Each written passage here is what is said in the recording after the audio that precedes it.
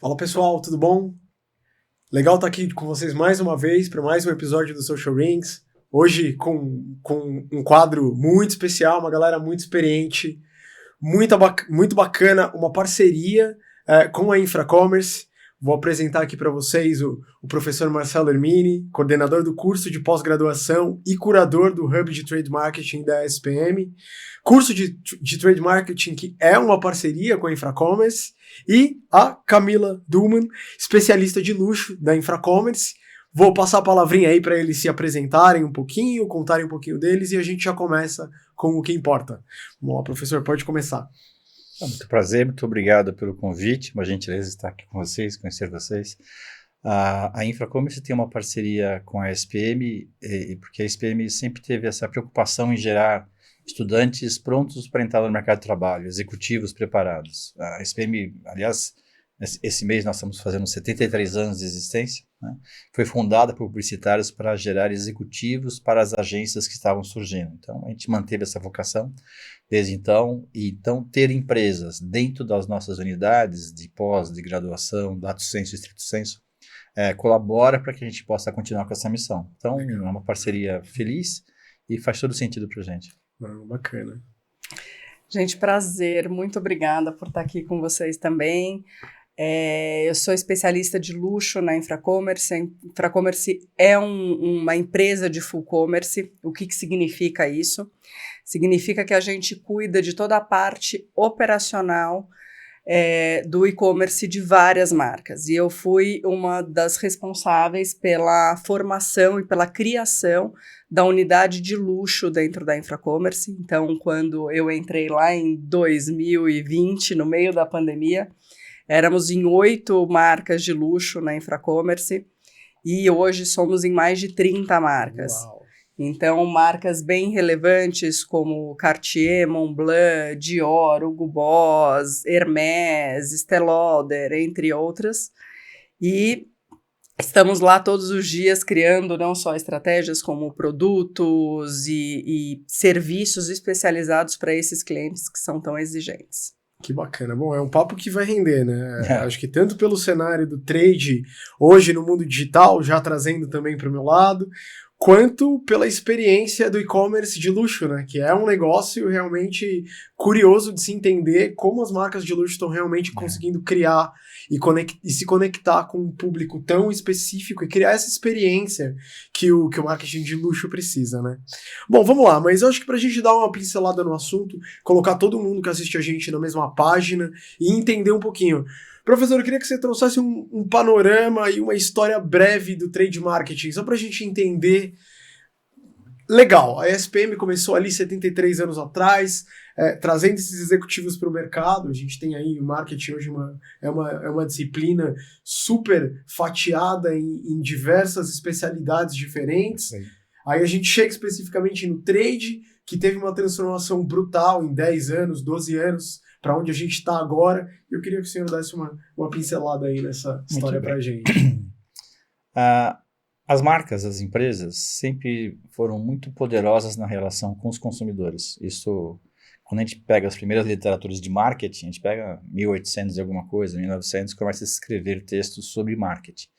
Mas, efetivamente, o marketing que nós conhecemos, ele começou a ter um outro desenvolvimento a partir da Segunda Guerra Mundial, onde começa a se escrever muito texto sobre livros a respeito da importância de você construir diferenciais para seus produtos. Assim como acontece na medicina, que você tinha um médico ali da cidade que fazia tudo, com o tempo você buscou ortopedista, você buscou o ginecologista, especialista que vai trabalhando. No marketing não é diferente, né? Então, com a evolução do marketing na década de 70, na década de 80, percebeu-se que a relação com os canais passou a ser mais complicada.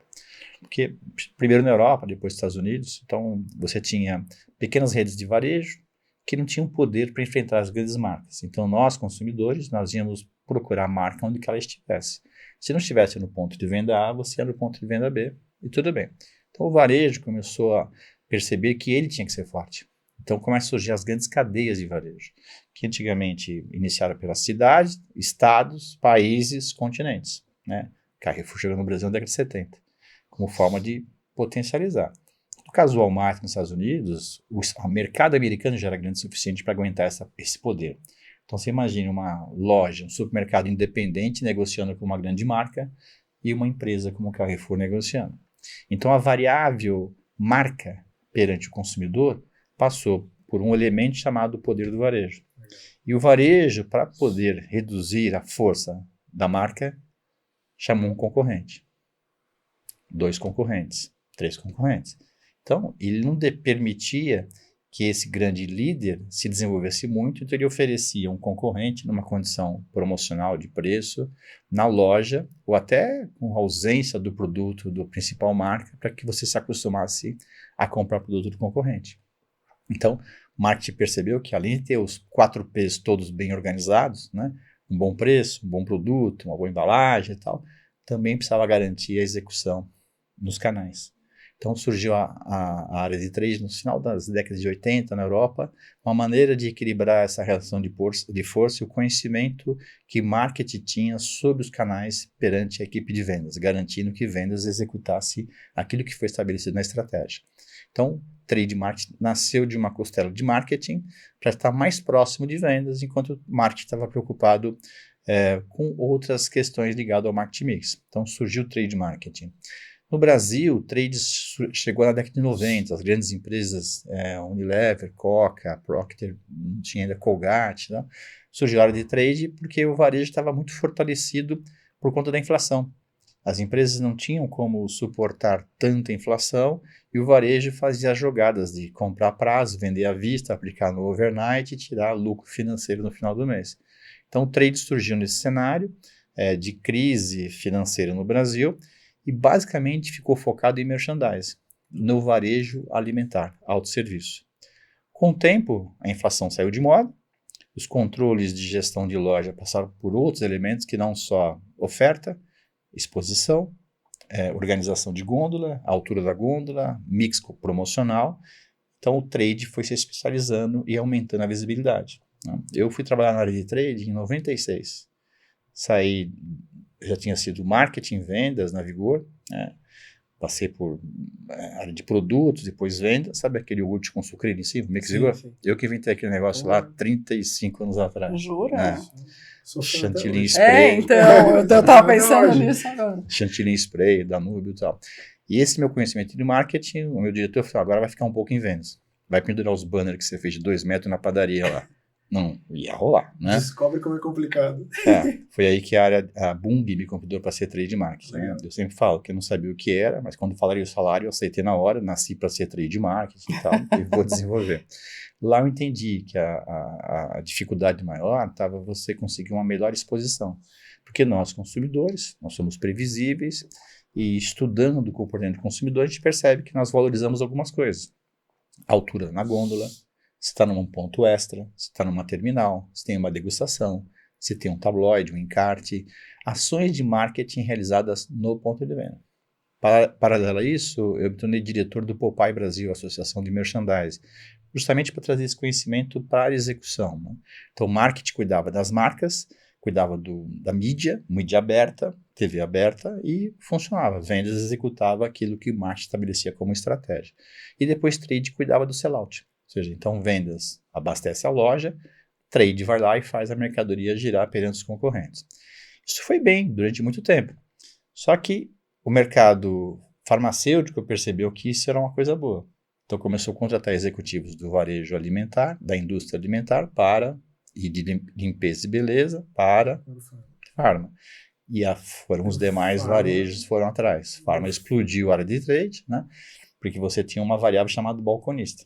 Doutor balconista. O médico faz aquela prescrição, chega no mão do balconista e ele fala, tem um remedinho aqui que é tão bom quanto esse e é 1/3 do preço. Então a variável balconista, atendimento, espaço, tal, passou a ser muito importante para que as empresas farmacêuticas garantissem essa transição do que é prescrito para o que é entregue. E foram os demais canais. O varejo, então, percebeu que ele precisava de um interlocutor. Quando o homem de vendas, profissional de vendas, ia no varejo falar com o comprador, vendedor, comprador, briga, quem vai ficar com a margem, né? Essa é a discussão. Aí, com o tempo, o profissional de vendas da indústria começou a levar o profissional de marketing para juntos conversar com o comprador. Aí o marketing, o varejo, montou a área de marketing.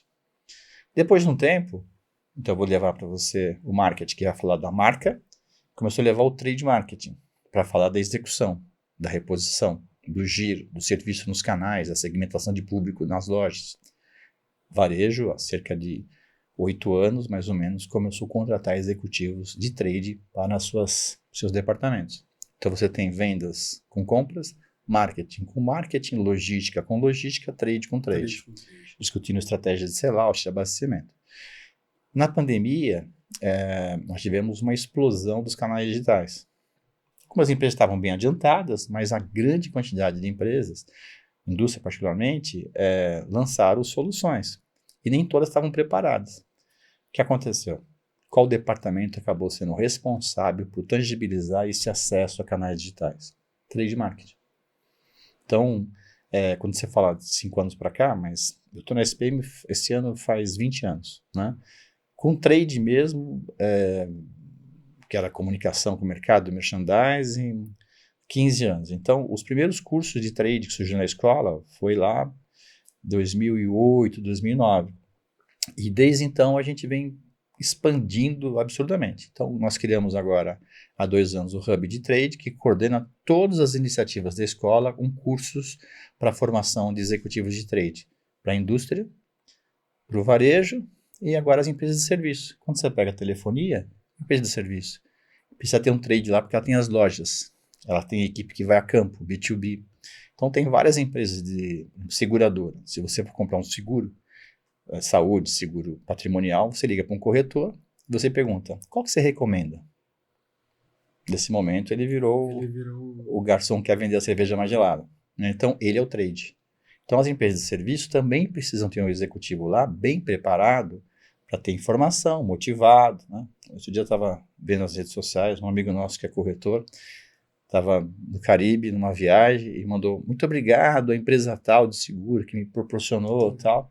Claro que ele sempre vai recomendar sempre. Então, você tem que ter essas variáveis controladas. Por isso que a gente hoje tem uma pós, que é a indústria, varejo e serviço. Dentro desse contexto, nós tínhamos que ter uma empresa parceira que pudesse estar com a gente nesses 3 ambientes. Foi aí que surgiu a ideia da Infracommerce. Porque a Infra atende empresas da indústria, entende varejistas e faz serviço. E ela navega pelo marketing, pelo comercial e pelo trade em todas essas empresas. Então, é uma junção de especialistas em prol do mercado, que é formar executivo para esse mercado, porque está faltando executivo de trade. Se você pegar vagas em trade marketing, explode o número de indicações. E quando eu falo com os executivos, se leva o que me liga, gerentes pedindo indicação de alunos, tal, que sempre acontece, eu falo, por que você está conseguindo? Falei, tem muita gente querendo trabalhar em trade, mas não tem formação. E os bons já estão colocados em outros mercados. Então, quem chegar por último tem que esperar ter formação. Daí que faz sentido a pós e todos os cursos que nós fazemos na escola. Não, muito legal. Para abastecer esse mercado. E dentro da Infra, além de trazer todo esse expertise de indústria, você tem o fato da Infra atender todas as indústrias. Isso tem uma vantagem bem legal na nossa parceria com a Infra, que além dela patrocinar a pós, viabilizando uma série de questões de comunicação, entradas em mercados tradicionais ou inovadores, todas as nossas disciplinas, a Infra indica um palestrante, C-Level, no nosso programa Leader in Class, e já vieram pessoas assim que você fala, nossa, executivos, presidente da empresa, grandes executivos, para não esquecer nenhum, não vou falar nenhum, mas gente muito importante que sempre quis dar aula. Às vezes você fala, recebi lá o presidente da, sei lá, Compre Agora, o Júlio Campos, né? Feliz em fazer uma palestra e falar, eu gosto desse ambiente acadêmico, a gente, sabe, divulga para o mercado, a gente compartilha. Isso é muito bom. Nós temos um evento em junho, todo um mês de junho, chama Meeting SPM de Trade Marketing. Legal. E esses executivos estão lá. Então é uma alegria muito grande poder compartilhar. E por isso que faz sentido a presença da Infra indicando esses executivos e até indicando professores. Alguns dos nossos professores são executivos da Infra, que têm formação suficiente, têm didática, todo o formato e se transformaram em professores do nosso curso. Legal, que bacana. Agora já trazendo do aberto para o exclusivo, para o fechado, e entendendo um outro universo, que é trade marketing também, mas para um público muito exclusivo e muito específico. Camila, como é que o segmento de luxo trabalha o trade? Como é que o segmento de luxo entende o trade marketing hoje? Na verdade, hoje o trade marketing para o luxo, ele é não só para o luxo, né, como o professor Marcelo estava falando, mas para o luxo tem uma importância gigantesca, porque as marcas de luxo são extremamente tradicionais e elas são, um dos motivos delas serem o que elas são hoje e terem tanto valor agregado é exatamente pela experiência, pela exclusividade, pelo atendimento, por todo esse universo que compõe uma marca de luxo. E a área responsável para conseguir traduzir isso para os consumidores é a área de trade. Então, acho que alguns anos atrás, além de, obviamente, comunicação e ponto de venda, essas marcas estavam, pontos de vendas exclusivos, né, as flagships das marcas, o trade tinha um desafio que era como traduzir isso para os grandes magazines, que eram os únicos lugares, além das lojas físicas, que existiam a venda desses produtos de luxo. Então, como garantir, né, que a mesma experiência que fosse dada numa loja própria, esse cliente tivesse também num outro parceiro? Acho que de lá para cá, a gente ganhou um novo e tremendo desafio, que é a era digital. Sim. Então, como que a gente consegue, né? Não foi à toa que muitas marcas de luxo demoraram muito tempo para ir para o digital, porque existia um receio do tamanho do degrau da experiência física no online também. Então, e trade foi essencial para conseguir cada vez mais reduzir, e hoje, ouso a dizer, que existem experiências online, às vezes, que chegam a ultrapassar essa experiência do físico. Na verdade, não vou nem falar ultrapassar, acho que complementar. Eu acho que hoje o online ele vem com a comodidade, e ele vem muito com o acesso global, né, de você conseguir acessar a qualquer hora do dia, da noite, em qualquer lugar do mundo, você ter acesso à marca, aquilo que a marca representa e as suas experiências. E hoje o ponto físico foi para outro patamar, muito mais para uma imersão e um outro tipo de experiência sensorial, e também tudo isso quem faz é a área de trade. Legal. Deixa eu te fazer uma outra pergunta dentro desse universo do e-commerce de luxo, porque aí é um interesse particular meu. O e-commerce ele sempre foi muito associado com a ideia de competição por preço. Como é que o luxo entendeu isso? Que eu imagino deve ter sido um grande desafio no começo, né?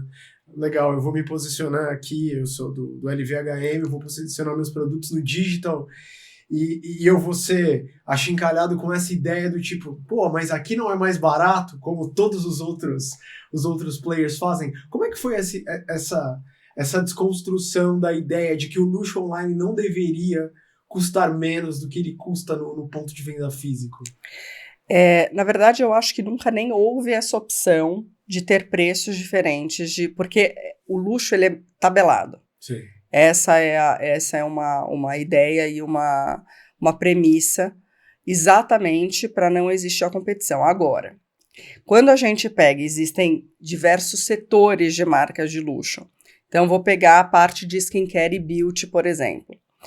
Não vende só na flagship online daquela marca. Ele tem outros revendedores que vendem o produto e que são extremamente importantes para a cadeia dele. Claro. Então, é uma fatia grande da pizza do faturamento.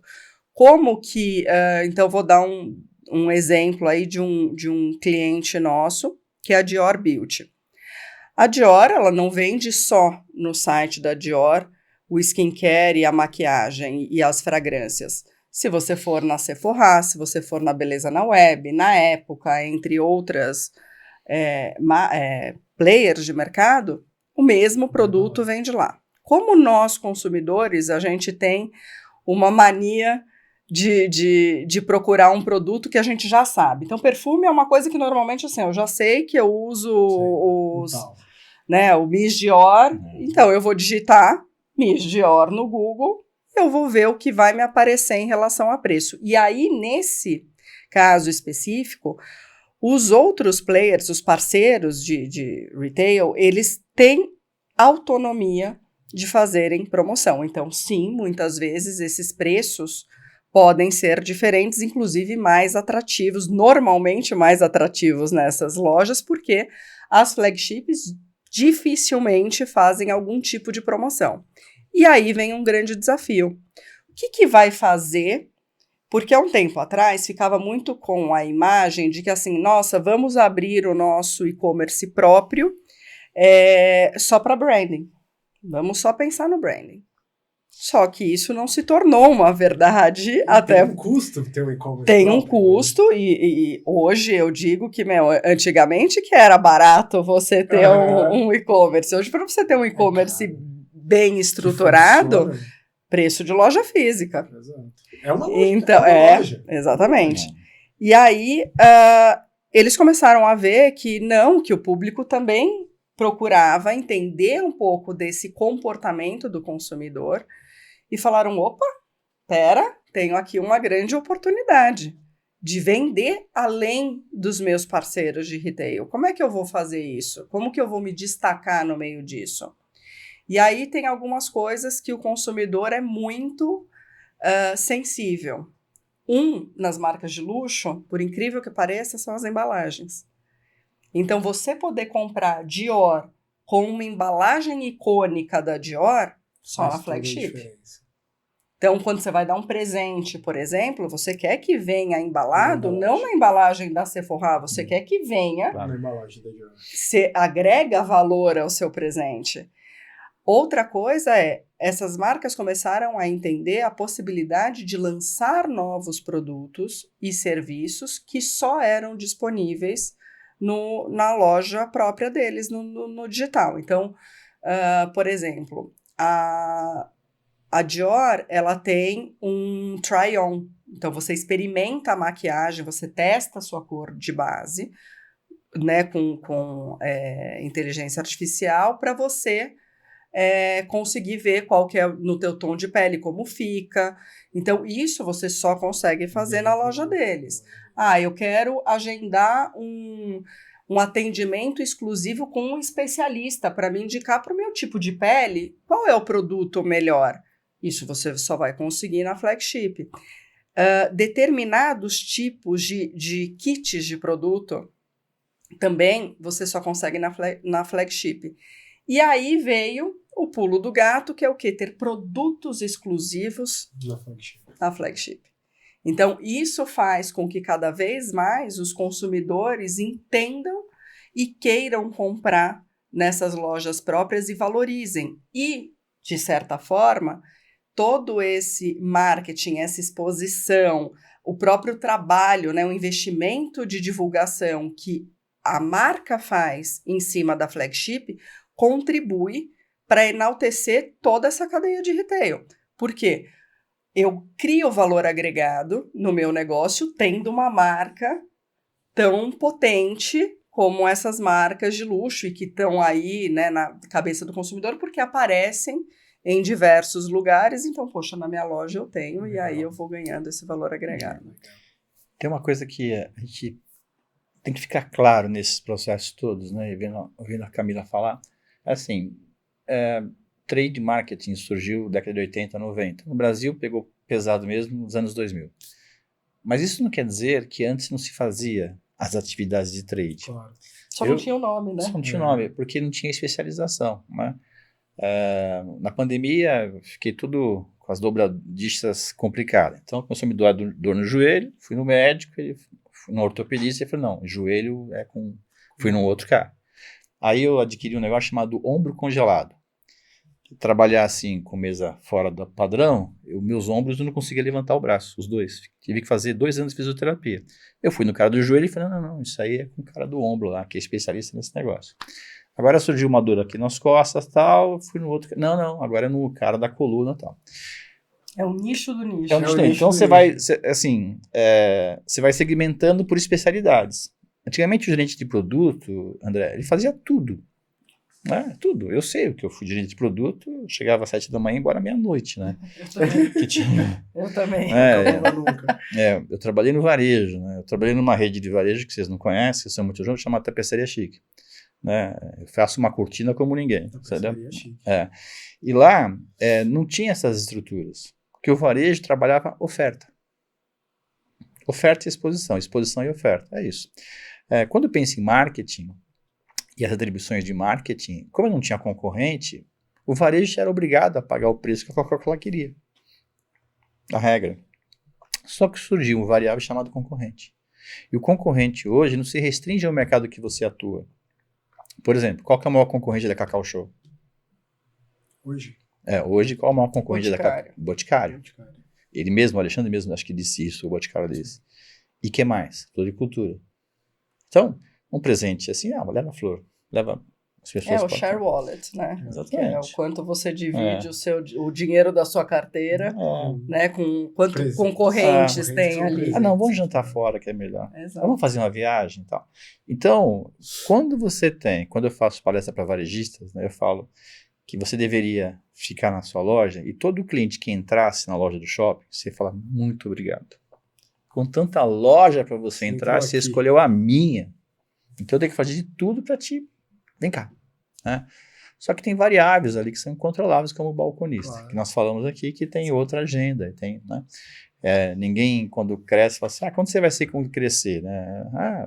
Você é jogador de futebol, né? Bombeiro, hoje é ser influencer. Né? Então, cada hora tem uma coisa. Balconista não pensou em ser balconista, ele virou balconista. Né? Então, essa atividade nunca foi necessariamente total foco do marketing. E é isso que a Camila estava explicando. Então, quando você tem canais diferenciados, físico e digital, você tem que ter características diferentes. E hoje que se discute muito uma reinvenção do varejo físico, uma ressignificação. Porque se ele continuar com aquela batida de não oferecer serviços, a pessoa vai acabar realmente buscando preço. E a gente sabe que muitos clientes, eles querem outra coisa. Aquele cara que quer preço, André, ele vai sempre querer preço. Mas tem pessoas que querem experimentar, quer levar uma embalagem para presente, ele quer ter a possibilidade de tangibilizar na hora. Eu vou pegar na hora, eu vou levar comigo. Personalizar. Então, essa diferenciação é que faz com que as atividades de trade sejam muito bem planejadas. Então, antigamente, você tinha um rapaz de marketing, ou mesmo de trade, que fazia tudo. Aí, tocava. Agora, você tem que buscar essa especialização, tanto do marketing, que também faz o digital, quanto do trade, que também faz o trade digital ou busca pessoas diferentes. Legal. Bom, já entrando exatamente nesse ponto do trade digital que você entrou, a Camila também já deu uma pincelada. Como as tecnologias, principalmente de mensuração, impactam o trade hoje? Porque eu acho que esse é o grande pulo do gato do marketing de 2010 para frente, né? Que tudo é mensurável. Toda a jornada do consumidor, ela tem touch points e ela te deixa rastros de dados ali. Como é que isso impactou? Imagino que isso é uma disrupção gigantesca no trade também. Né? Teve uma questão nesse processo, né, que você sempre teve muito acesso por onde o consumidor navegava do ponto de vista de comunicação. Sim. Então, a pessoa navegava em que site você entrou, o que você viu, tudo mais, que página você viu, que comunicação você recebeu, né? Isso era tratado pela equipe de marketing. O varejo em si não tinha esse acesso a informações. Quando surgiram as empresas nascidas no ambiente digital, essa informação criou uma importância gigantesca, que pegou todo mundo de surpresa. A quantidade de informação, a qualidade da informação que você tem, de onde você veio, vale a pena fazer Instagram, fazer Google Words, fazer não sei o que. Você começa a ter que as pessoas não sabiam lidar com isso. E aí se busca a especialização de mídia digital, do ponto de vista de comunicação digital.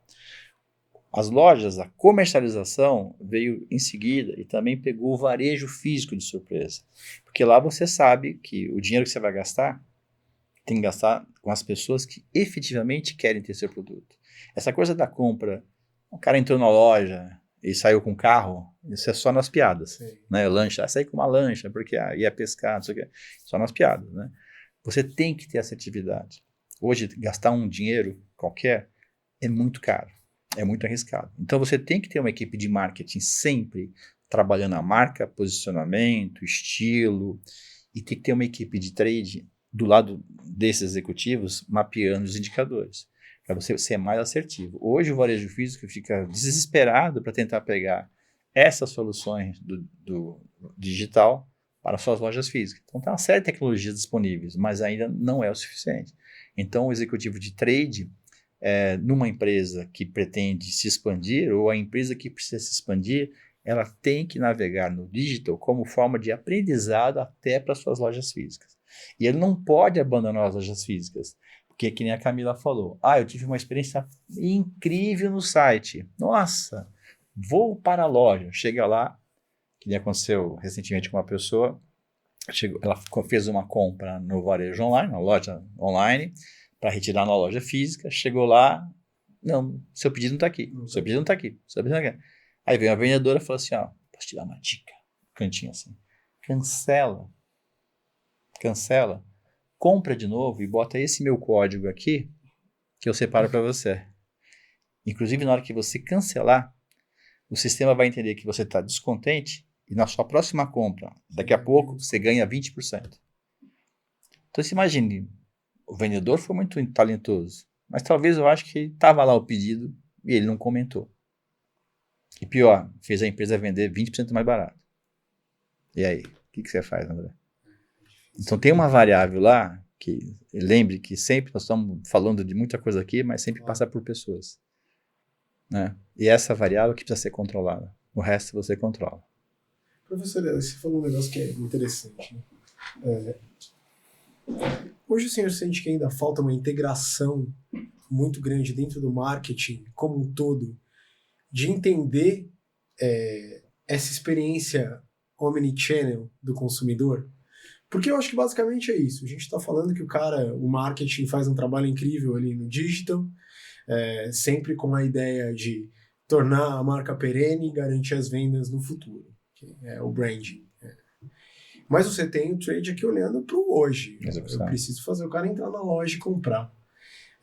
O senhor sente que ainda falta um pouco de conexão e talvez até de entendimento entre todos ali na cadeia, do quanto essa integração trade marketing e digital é necessária? Eu te digo olhando do lado agência, porque essa é uma dor que a gente sente. Porque quando a gente senta com o cliente, a gente vai planejar uma campanha, a nossa maior dificuldade, a nossa maior dor como agência é conseguir dados na ponta. E a gente sempre fala para os clientes, a gente fala, gente, a gente vai até aqui. Daqui para frente, se você não me trouxer, eu não vou conseguir falar para você se está dando certo ou não está. E sempre esbarra em uma área interna.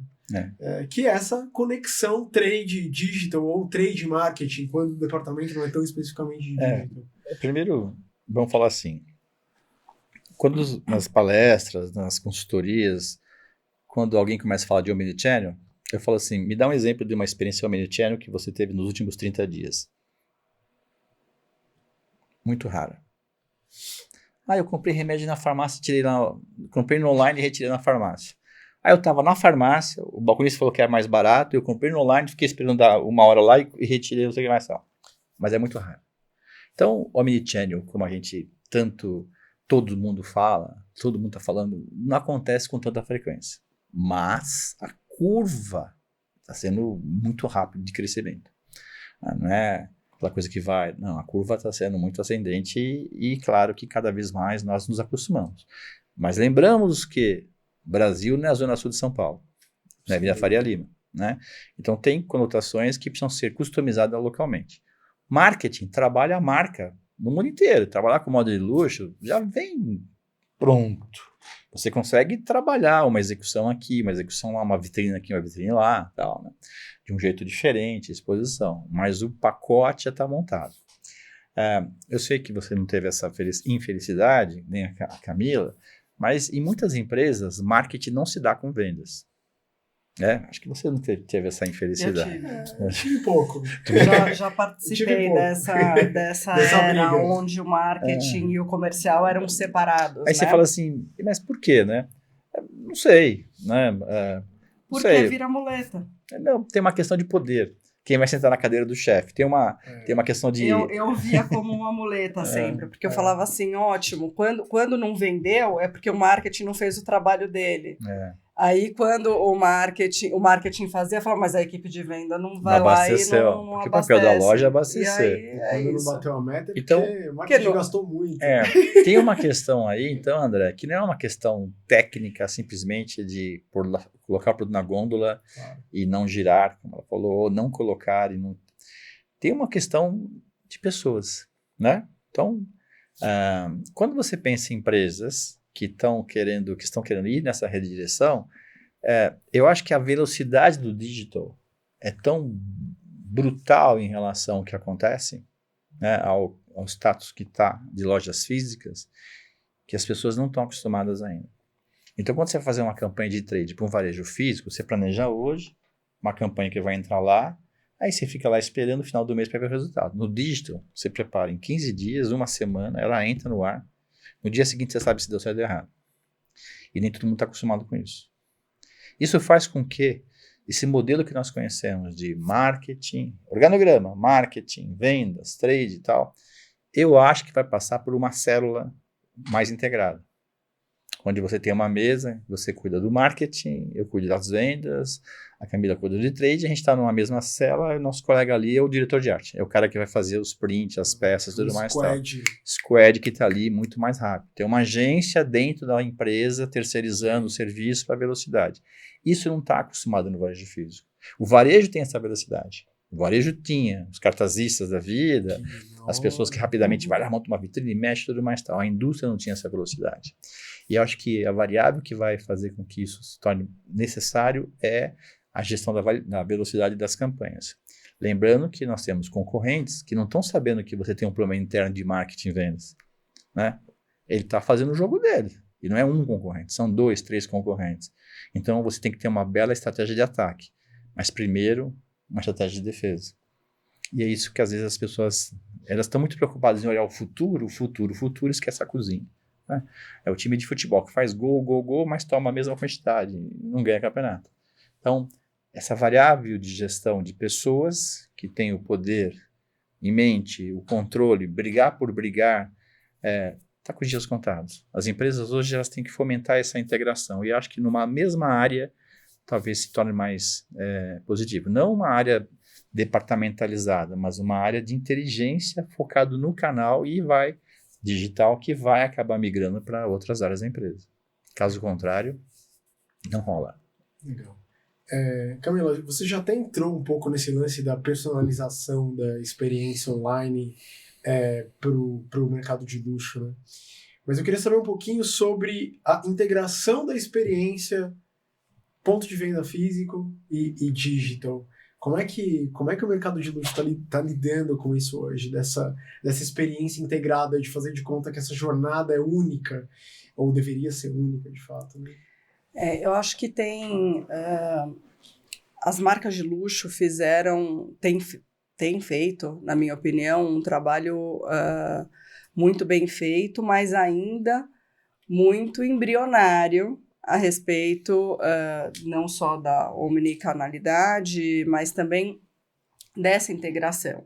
Então, hoje se vê muito as maisons, né, como são chamadas as lojas de luxo, como ponto para a experiência sensorial. Então, você pega, por exemplo, a loja da Louis Vuitton na Champs-Élysées, é um mar de experiências. Então, desde de inteligência da realidade aumentada para você provar os produtos e com isso te facilitar a venda e também você conseguir mais dados com isso, porque não é só para a experiência, né? Eu sou da época do professor Marcelo também, na época que, você entrava ali na loja, era a lista da vez na mão, perdeu venda, se anotava no papel, e essa informação jamais chegava onde ela tinha que chegar. Ficava ali na loja. Ela ficava ali na loja. Então, esses dados, né, que a gente tem hoje no online, a gente conseguir trazer e personalizar, né? O cliente hoje ele já é multicanal. Então, difícil você ver uma pessoa hoje em dia que vai falar, não, eu só compro na loja física, ou eu só compro no online. Não, hoje, dependendo do seu momento, da sua ocasião, você vai comprar onde te for mais conveniente.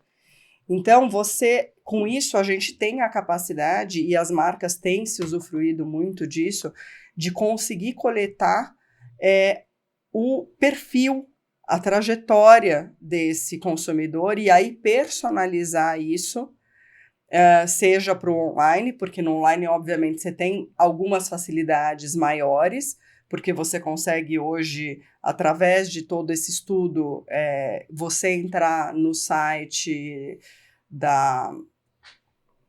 A Louis Vuitton faz isso muito bem. Você entrar no site da Louis Vuitton e te aparecer muito mais os sapatos do que as roupas, porque ele já entendeu dentro do seu perfil de compra que é isso que você consome. E aí ela também te acionar com campanhas que sejam específicas para o seu perfil, ou seja, são mais certeiras.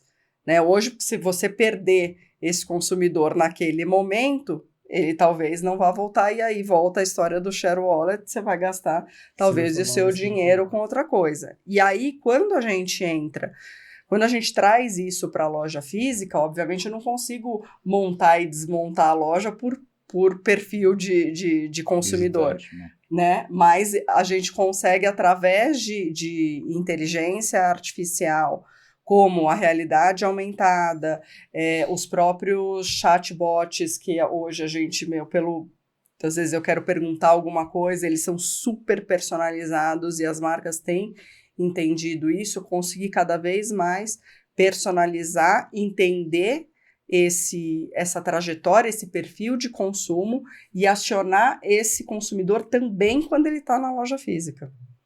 E aí eu acho que a gente cria, por que eu disse que eu acho que eles estão fazendo isso muito bem, apesar de ainda estar muito no começo, ainda tem muito que evoluir. A gente tem uma coisa que a gente consegue, dessa maneira, a marca conversar diretamente com o consumidor sem o intermediário do vendedor. Porque é inevitável. O vendedor, aqui no Brasil, não é em todo lugar do mundo, ele ganha comissão. Sim. Então, esse caso, como o professor contou aqui, acho que o pedido não entrou. Ele quer garantir o dele. É isso, são pessoas. Então, quando você tem um step a menos nessas questões de ação comercial, e que essas ações, no meu ponto de vista, elas precisam ser unificadas, porque é exatamente isso, quando você cria essas ações não unificadas, você está causando uma concorrência interna. Claro.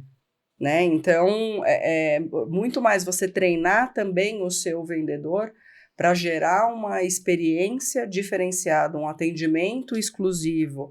Não é uma tarefa fácil, mas talvez esse seja um caminho que não tem mais volta. Daí que vem a realidade dos nossos cursos. A gente tem plena ciência disso. Por isso que a gente tem curso de longa duração, como uma pós-lato ou um mestrado, doutorado em estrito senso, né, para você entrar na parte de ciência, mas curso de curta duração. Porque talvez eu não consiga que aquela vendedora faça algo se eu não treinar. Exatamente. Então, nós preparamos pessoas para que esses executivos, estudantes que virem possam depois passar isso para frente. Recentemente tive uma experiência que vai muito alinhado com o que eu falo. O grande problema não está na experiência na frente da loja. O maior problema está lá atrás. Então, quando a gente fala que é uma integração sem ruído, tem uma base tecnológica aí que está muito longe de ser resolvida. Eu fui numa loja de materiais de construção conhecida, um home center, aqui no Shopping Center Norte, em São Paulo. Procurar um piso de uma parede que tinha caído e lá eu sei que tinha. Aí fomos lá e tal, ele falou assim, eu não tenho aqui. Eu falei, mas você tem alguma loja de vocês que tem? Claro. Entrou lá.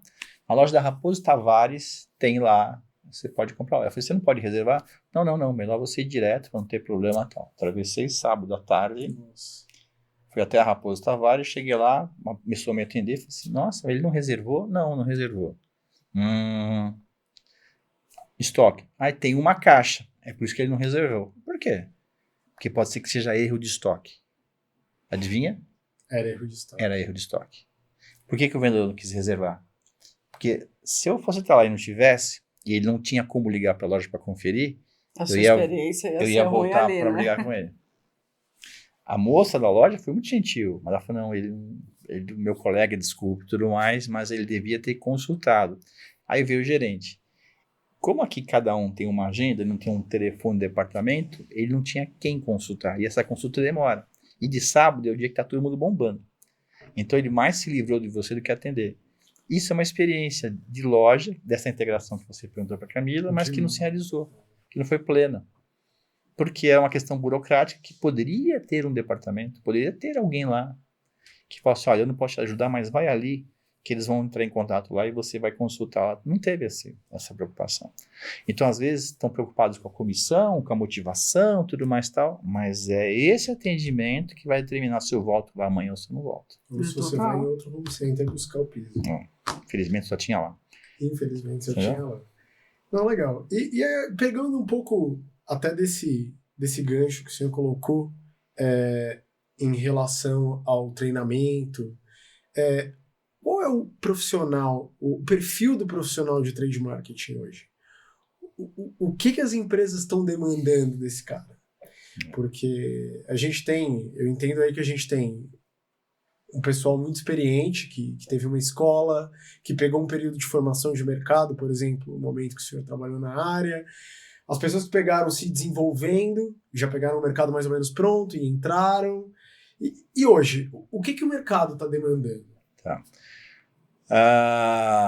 Lá atrás se falava, eu quero, olha a minha carreira, quero um profissional, formação em marketing, comunicação, que tenha vivência em vendas e que possa conduzir uma área de integração marketing e venda. Também conhecida como tecla SAP, para eles não brigarem mais. Fica, não, parece filho de pai separado, Traduz não. o que o cara tá falando ali, porque sabe, eu não tô entendendo. Filho de pai separado, não mãe, não pai, não é isso, não, tudo mais. Mas por que eles acabam brigando? Porque marketing olha sempre o longo prazo e vendas olha hoje, esse mês, tá? Então lá atrás o foco estava muito associado à formação de marketing, ou formação de vendas com atuação em marketing. Hoje, nós fazemos cursos e eu faço trabalhos para empresas do setor veterinário. Quase todos os executivos de trade são do mercado, são veterinários ou são agrônomos, engenheiros.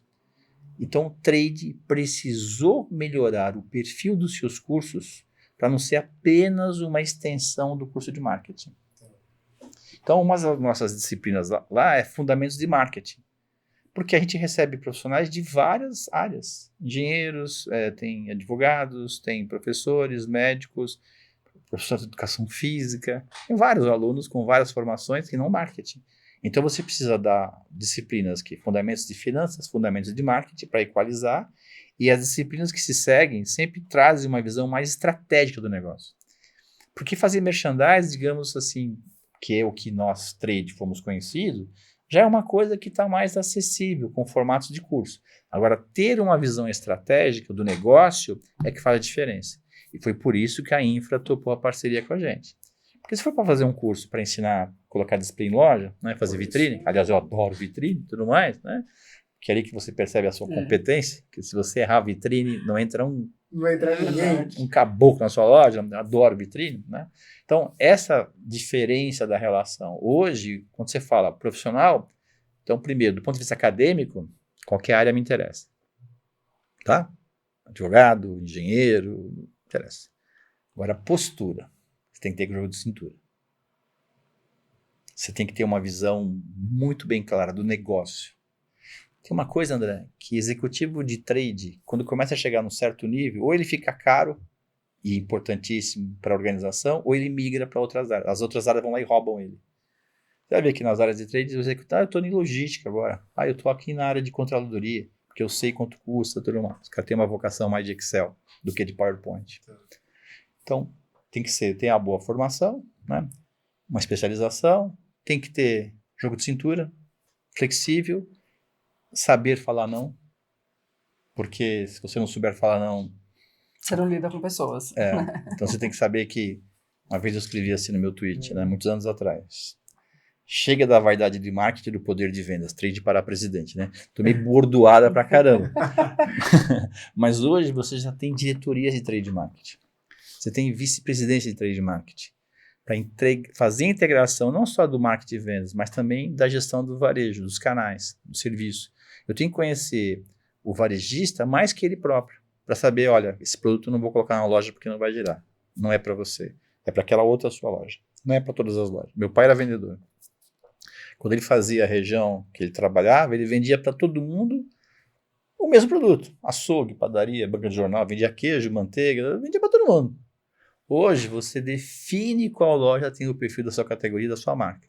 Até para você não colocar um item na loja, não girar e ter que buscar aquilo lá de volta e aguentar um monte de coisa e vender na privada, vender em algum lugar e queimar o preço lá. Então, ter um perfil analítico e estratégico, fundamental. Ele é fundamental. Por isso o curso hoje. é focado em estratégia. A gente tem disciplinas lá, André e Camila, que é inteligência de trade marketing, canais digitais, que é a Helena, tem gestão de vendas, go-to-marketing, disciplinas que agora estamos lançando uma nova pós com disciplinas mais estratégicas ainda, porque o mercado demanda trade estratégico. Já foi o tempo do tático, do mexer, que é muito bom e tal, mas agora, por tudo isso que você falou, dentro daquela curva de evolução, tem que ter uma mente mais focado em médio e longo prazo. Então já se começa a ter muitos planos de JBP, que são os planos em conjunto com os parceiros, Joint Business Plan, trabalho mais longo prazo, médio prazo. Porque chega uma hora que essa briga de quem vai ficar com Mary é margem em inglês, eu sei que você não fala inglês, é Mary, daquele filmezinho, né? Então, porque quem estabelece o preço é o mercado. Quanto você paga por essa caneca? Uma caneca aqui eu vou pagar R$20. E se for da marca... Não, se for da marca tal, é exclusivo. Né? Mas quem diz isso é o mercado. A moda de luxo, ela bota o preço dela. Os demais marcas, as demais empresas, elas têm que estabelecer o preço a partir do seu trabalho. Então, aí que a área de trade é cada vez mais importante no contato com os canais, ouvindo os corretores de imóveis, corretor de seguro, ouvindo os vendedores, até aquela vendedora que falou, não, na minha mão é mais barato. Tem que estar lá. E marketing não consegue estar lá. Camila, e trazendo para o mercado de luxo, qual é o perfil do profissional de marketing, tanto no geral, dentro do mercado de luxo, que o mercado de luxo busca, eu acho que aí a gente já está entrando no nicho mesmo, né? Uhum. E também pensando nesse trade, como é a estrutura do marketing do mercado de luxo hoje?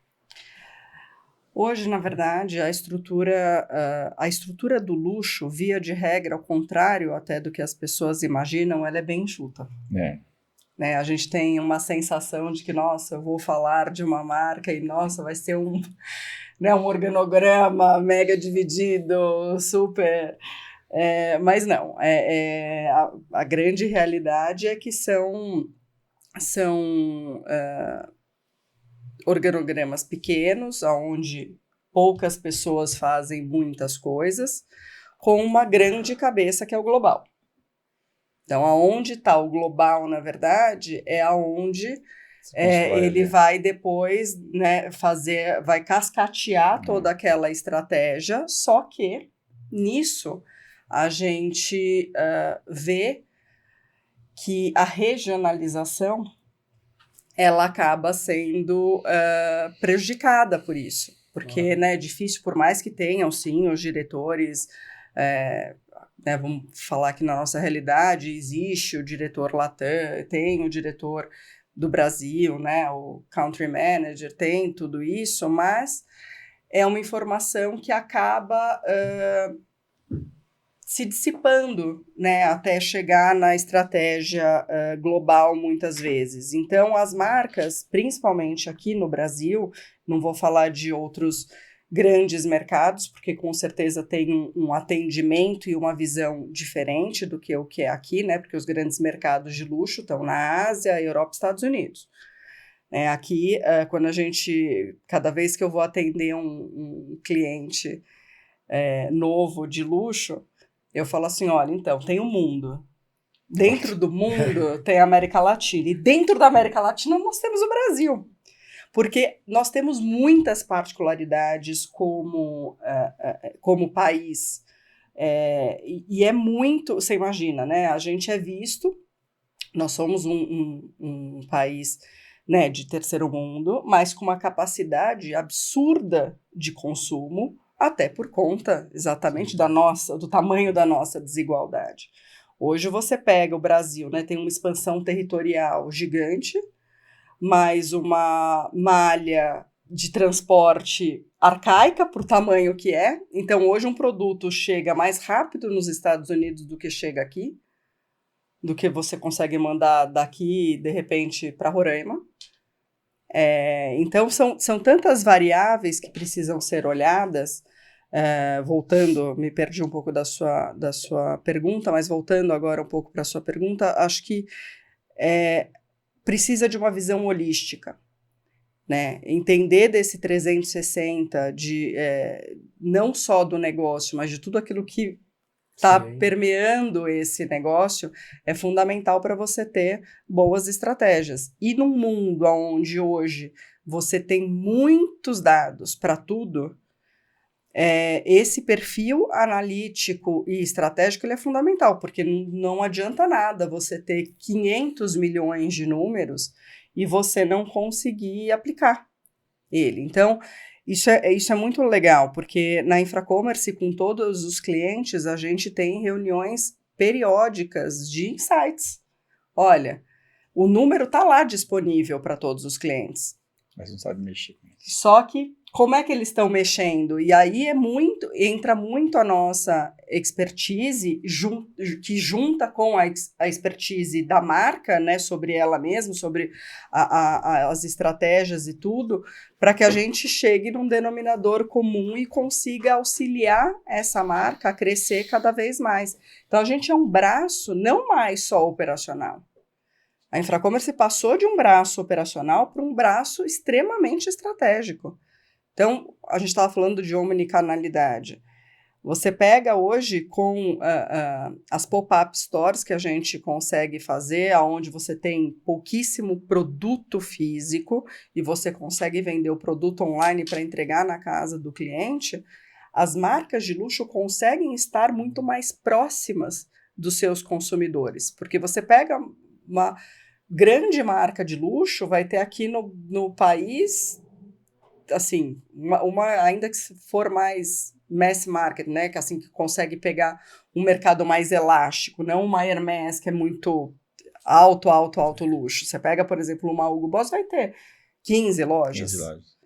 Né? E olha o tamanho do nosso país e, pasme, 30% hoje do consumo de luxo e alto luxo está em Norte e Nordeste. E aí, quando a gente fala Norte, Nordeste, Centro-Oeste também é importante, é no interior que é o agro. Não nos capitais. Não nas capitais. Elas estão ali, têm um poder muito grande. Então, como que essas marcas... Ela não teria o porquê ela ter uma loja física naquele lugar. Mas, por exemplo, você pega para Cartier, Recife, por exemplo, é um mercado super importante. Cartier, se eu não me engano, acho que tem 3 lojas físicas, 3, 4 apenas aqui no Brasil. Mas Recife é muito forte. Se você abre uma pop-up store omni-channel ali, você tem a capacidade, inclusive, de testar esse mercado na prática. Então, você faz um período sazonal, Dia das Mães, Dia dos Namorados, Natal, aonde Black... É que Black, para eles, já vira tudo. Não para eles. Né? Não para eles, mas mas se bem que, olha, eu vou te falar, as marcas de luxo sabem muito bem surfar na onda da Black Friday sem dar um desconto. Sem falar que é Black Friday. Porque elas lançam, inclusive, produtos novos. Porque é um momento em que o consumidor está ávido a comprar, né? E tem a gente percebe essa onda dos outlets um pouco mais organizados se proliferando, né? Eu já vejo bastante unidades e não é aquela coisa meio que um galpão... Varejão. Não, é uma loja. É uma loja, um shopping bem organizado e pronto para receber. E olha só que interessante, né? A gente nem conversou sobre essa vida de que hoje a gente não trocou nenhum tipo de... Mas o que a Camila fala é uma das coisas que a gente coloca na nossa frase, quando a gente faz a aula de abertura, que é a Day One, a gente fala assim, o que a gente quer e que foi solicitado para esses executivos que são presidente de empresa, é que você tenha visão crítica. Então, tem que ser analista, mas você tem que saber criticar. Exato. Criticar o número, criticar o resultado. Mas por quê? Onde aconteceu? Porque o tempo da resposta tem que ser muito mais rápido. Eu acho que a principal característica de quem busca um executivo de trade, que é formado pela SPM, é essa visão crítica. Assim como profissionais, de maneira geral, vamos dizer assim, na escola, mas a gente faz questão de que ele tenha a capacidade de entender números, não precisa ser o especialista em inteligência artificial, né? Mas ele pode saber como funciona para contratar alguém e convidar alguém. Mas ele tem que ter uma visão crítica do negócio. Conhecer o negócio do cliente mais do que o dele. E quem é o cliente do meu cliente? É isso que faz o curso ser diferente. É isso que nos aproximou.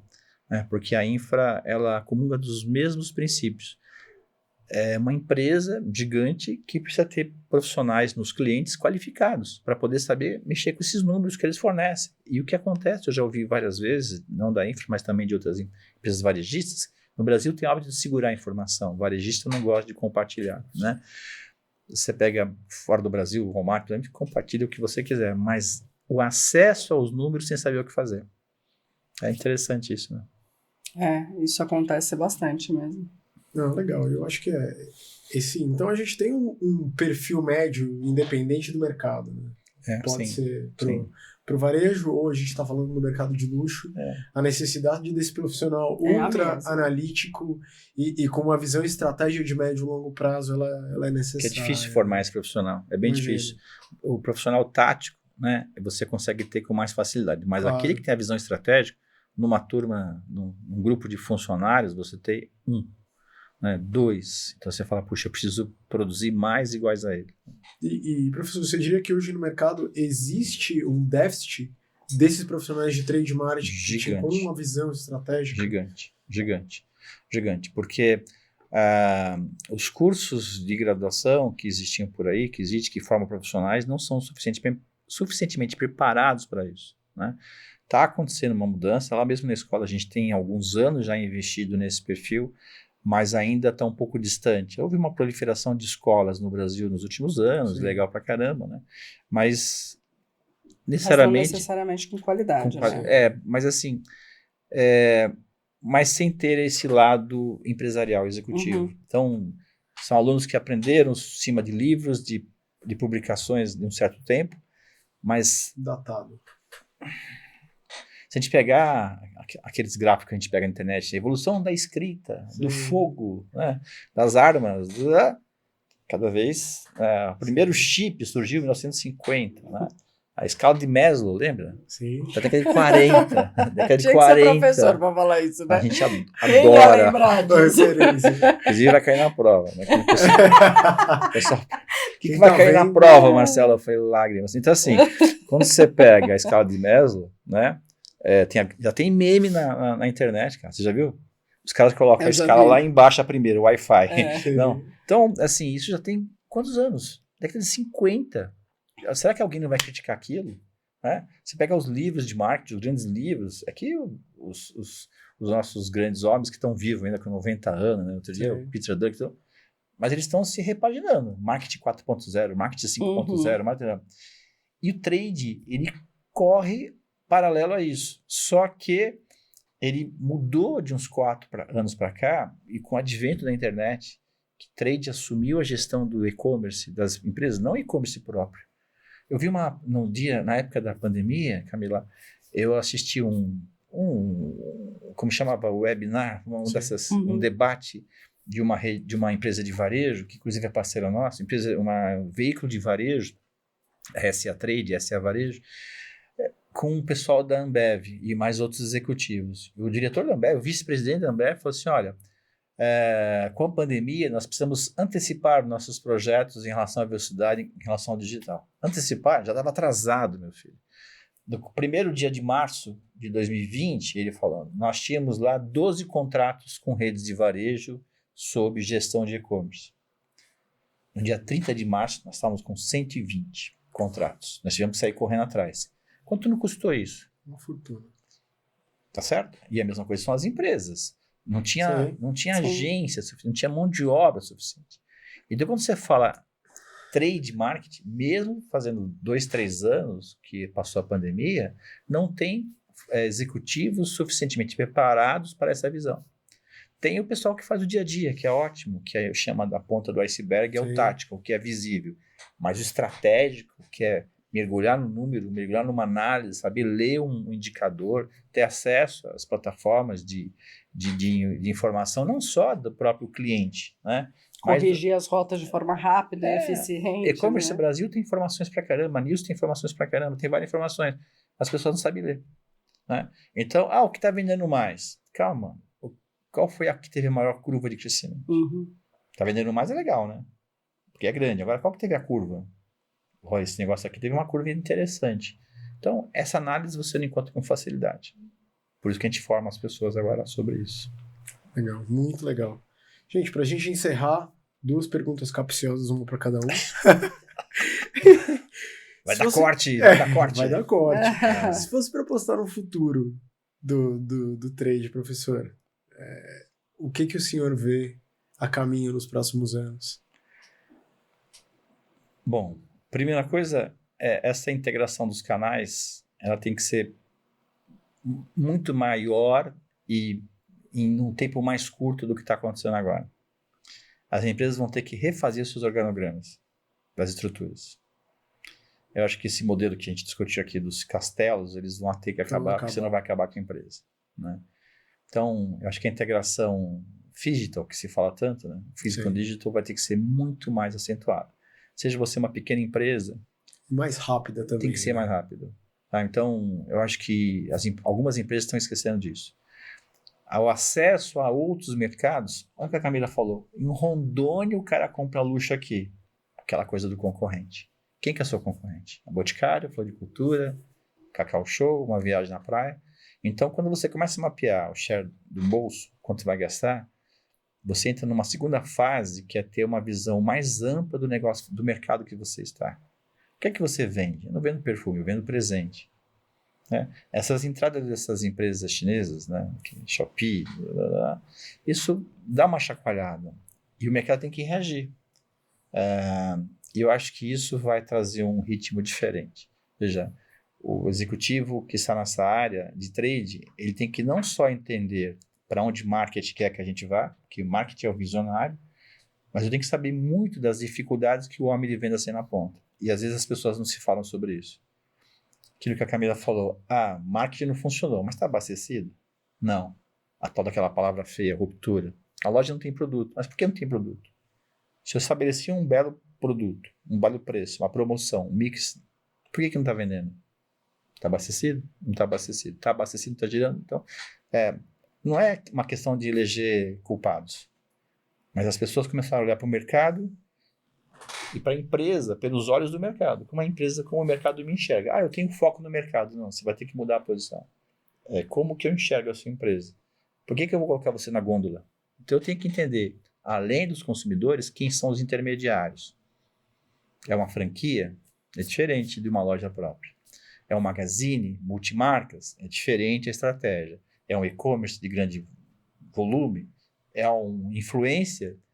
O terceiro ponto não estão se dando conta o papel desses micro-influencers no mercado. A escola fez um evento recentemente com micro-influencers. Você entender o que esses caras fazem. Ele fala uma coisa, no dia seguinte vira... Se for positivo, legal para você. Agora, se for negativo, corre atrás. Total. Difícil complementar alguma coisa, mas eu acho que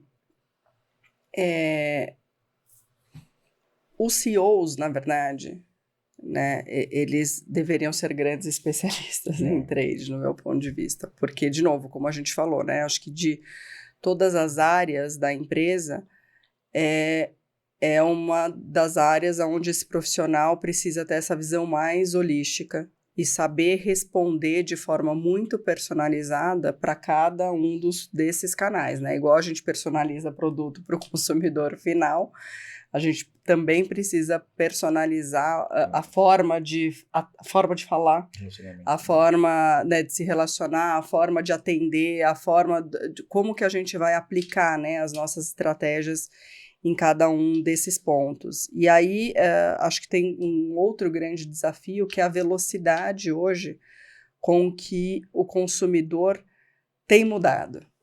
né? Antigamente, para se ter uma grande evolução, eram anos, décadas, né? Hoje, um ano a gente muda completamente. Então, também esse conhecimento, né, de neuromarketing, de perfil de consumo, né, de como esse cliente se relaciona com a marca e como esses sentimentos afetam ele, né, como ele é sensível a isso. Então, acho que também esses profissionais do futuro vão ter que agregar mais uma coisa holística.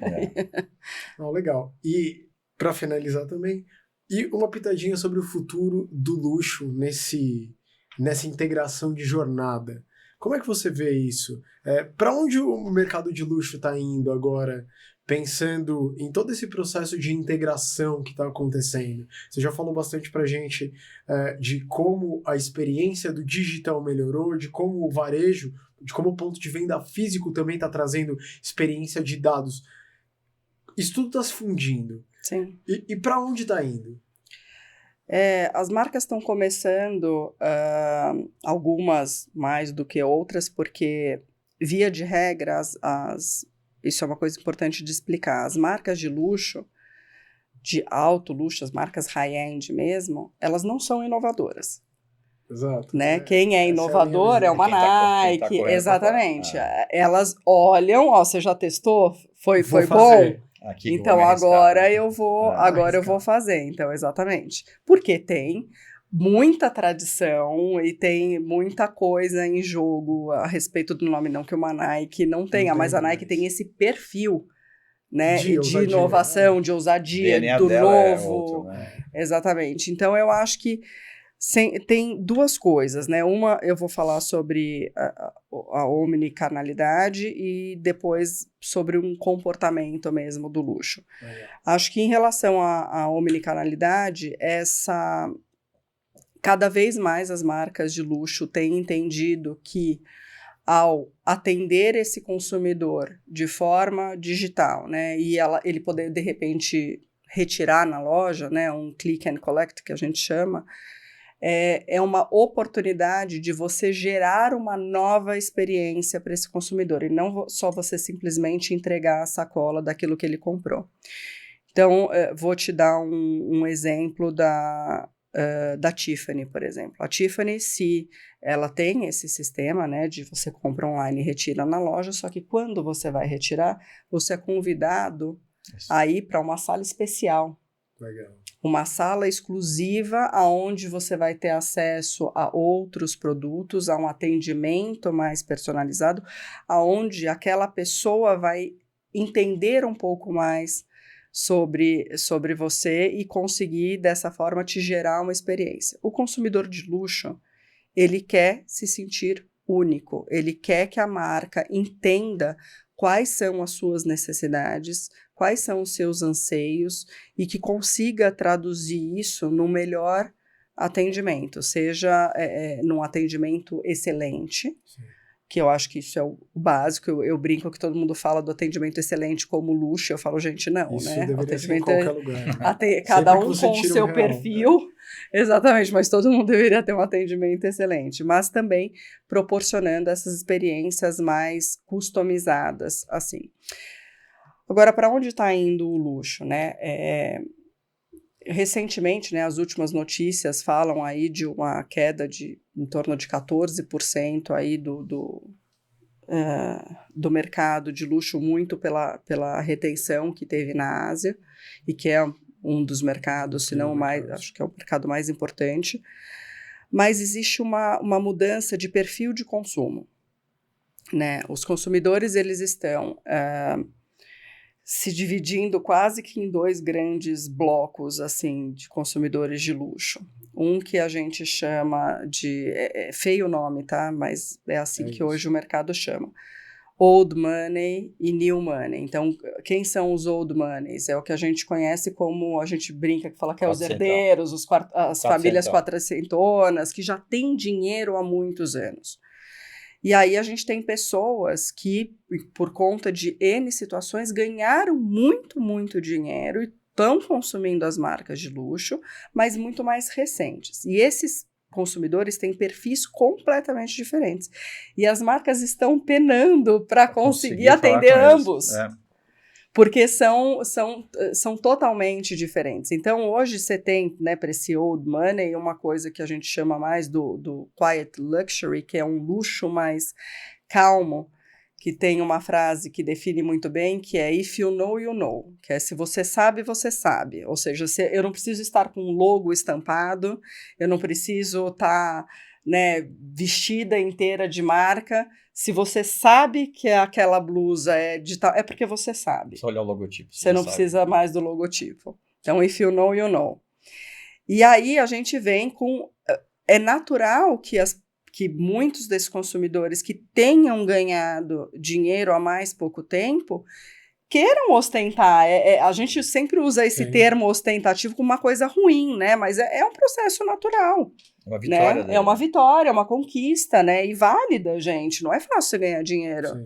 Então, é válido toda essa conquista. Só que será que eles vivem no mesmo ambiente? Na mesma loja? Estarão na mesma festa? Exatamente. E aí a gente tem visto cada vez mais essa separação e as lojas buscando se especializar num determinado tipo de perfil de consumo. Legal, gente. Bom, queria agradecer a presença de vocês. Foi muito bacana. Para mim, foram 2 aulas em uma. Esse não é o meu universo.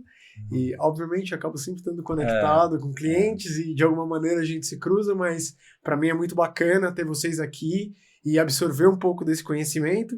E eu pedir para vocês deixarem os contatos de vocês, a gente vai colocar depois na bio, para o pessoal poder segui-los nas redes sociais e etc. Camila, se puder começar. Obrigada. O meu @ do Instagram é Cadulman, Cadulman. Então, espero vocês, falo bastante sobre o mercado de luxo lá. E também @Infracommerce, que para você fazer tudo isso que a gente está falando, precisa de bons parceiros que já saibam tocar o bumbo direito para você conseguir agilizar e encurtar o teu caminho aí para o sucesso. Legal. É mais fácil me achar no LinkedIn, Marcelo Irmini, tem 3 lá, os 3 sou eu, só que esqueci a senha, mas o que tem mais seguidores lá é o que tá valendo.